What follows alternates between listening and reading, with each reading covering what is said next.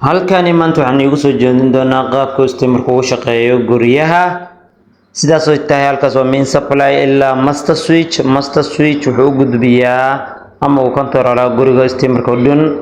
oo balbiyaasha halkaas waxa waaye calaabalki iyo switchkiisa goonida waaya halkaas ugu horeyso switchka koowaad halka dhexe waa switchka labaad ee controlaya balbkaas labaad labadaas balb waa bedroom iyo sitting bay kala yihiin ay qaabilsan yihiin waa sida maartay muuqaalhaan aan u hagaajinaynay practicalka switchkan dhaxda maahan kan geeska jiro wuxuu controlaya halkaas bin geeskaas jira kaas wuxuu waaya two way switching wax laas qaba two way switching waxa waaye binaankana waa ka shidi kartaa gudahana waa ka dimin kartaa binaankana waa ka shidi kartaa muuqaalkan hadduu ku cajibay follow like share ku noobadi 5 jeer calaa qofkii hanoo sheegarayo fadlan waa sidaad aragtaanba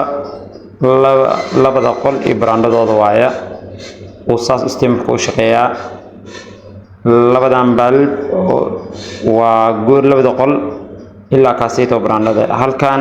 switchkan goonida waxaa la dhahaa master switch waxa waaye labada qol iyo brandada waa la dimina waan la shidi karaa waa sidaas aanu soo kacno iday wax walbaba on yihiin aan soo adeynaa halkaas main supply-ga waxa waaye guriga dhan oo istiimarka maaragtay uu kan controlaya hadduu ka damisid master switch dad sidii hadda damisidba kudi waa wada off waaye